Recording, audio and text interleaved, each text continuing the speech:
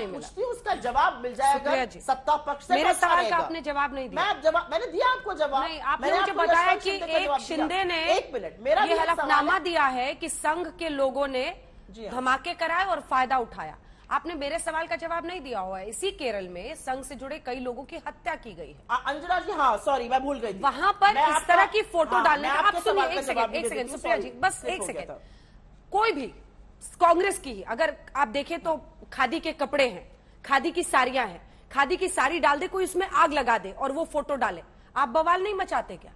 कोई भी किसी का कोई यूनिफॉर्म है, कोई कपड़ा है जो उस संगठन से जुड़ा हुआ है, जिसके अनेकों फॉलोअर्स हैं। ऐसा नहीं है कि कांग्रेस के कह देने से संघ के फॉलोअर्स इस देश में नहीं हो जाएंगे।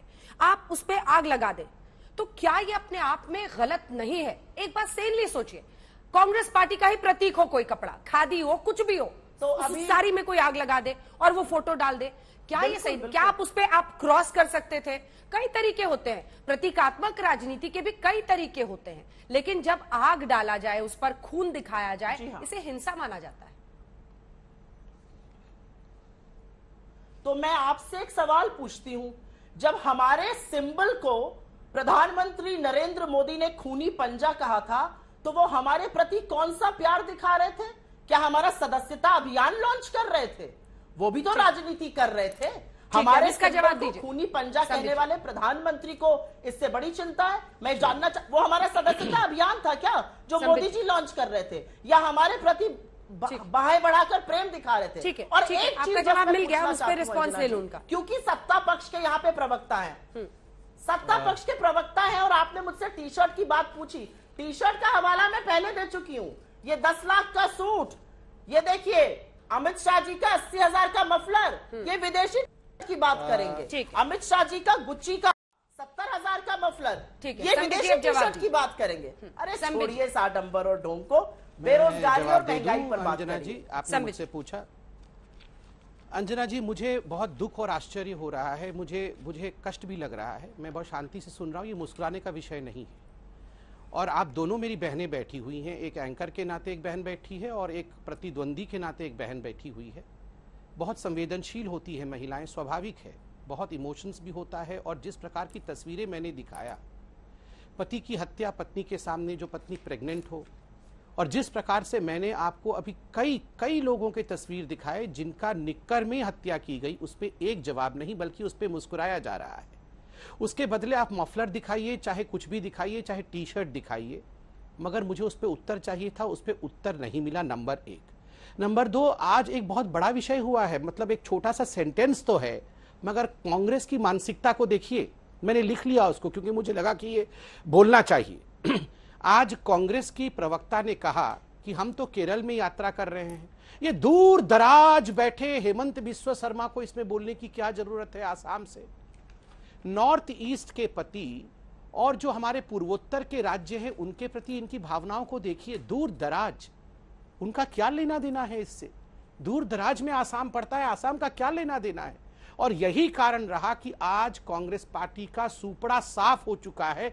एक भी राज्य कांग्रेस पार्टी का आज पूर्वोत्तर में नहीं है, दूर दराज मानते हैं। याद करिए राहुल गांधी जी का वो ट्वीट जिसमें उन्होंने नॉर्थ ईस्ट को हिंदुस्तान का हिस्सा ही नहीं दिखाया था।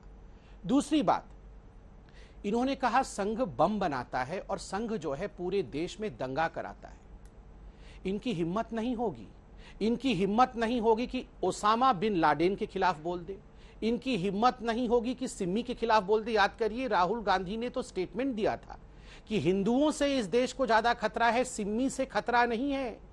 जो इस्लामिस्ट टेररिज्म है, इस्लामिक नहीं कह रहा हूं, इस्लामिस्ट टेररिज्म है, उससे खतरा नहीं है। ये हिंदू लोग ही इस देश को बर्बाद करेंगे, यही जो मानसिकता है। वरना आप सोचिए, नवरात्र आ रहा है, नवरात्र के ठीक 5, 7, 10 दिन पहले राहुल गांधी मां शक्ति के विषय में इस प्रकार कहते हैं कि शक्ति तो कोई भगवती ही नहीं है, वो तो ऐसी वैसी है। आप सोचिए, जब कांग्रेस पार्टी मां भगवती के लिए, शक्ति के लिए, हिंदू धर्म के लिए इस प्रकार की भावना रखते हैं, और जब यहां पर उनके प्रवक्ता कहते हैं कि इस देश में जो आगजनी, इस देश में जो आतंकवादी घटनाएं हो रही हैं, उसके पीछे संघ है, मगर जो आतंकवादी हैं उनको बचाने का काम 26/11 आरएसएस की साजिश, ये वही कांग्रेस पार्टी है ना। दिग्विजय सिंह जी इस पूरे यात्रा के कन्वीनर है ना।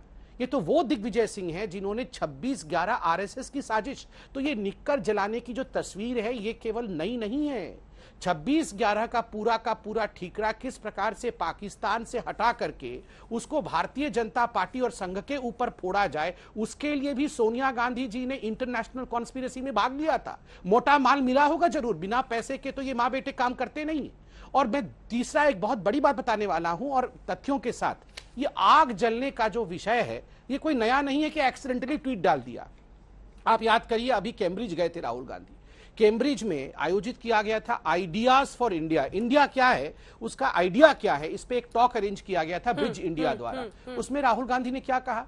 राहुल गांधी ने कहा कि पूरे देश में किरोसिन छिड़का हुआ है और बस एक चिंगारी की आवश्यकता है, चिंगारी जैसे ही हम लगाएंगे पूरे देश में आग लग जाएगा। Fascination of Rahul Gandhi for आग। दूसरा, आप याद करिए अग्निवीर जब लॉन्च हुआ था तो राहुल गांधी ने अपने प्रेस कॉन्फ्रेंस में कहा था अब देश में आग लगेगा।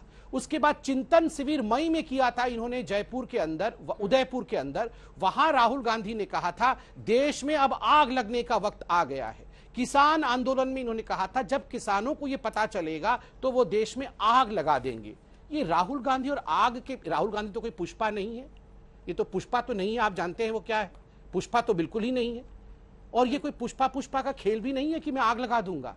ये आग और राहुल गांधी का क्या रिश्ता है, मैं बताता हूं क्या रिश्ता है 10 सेकंड के अंदर। अगर यह परिवार सत्तारूढ़ नहीं होती है, इनको लगता है कि यही क्वीन विक्टोरिया है इंडिया के, अगर इनको सत्ता नहीं मिलती है, सत्ता पाने के लिए अगर इनको केरल से कश्मीर तक आग लगानी पड़े ना, ये आग लगा करके सत्ता लेने की कोशिश करेंगे, इसलिए भड़का रहे हैं। ठीक है।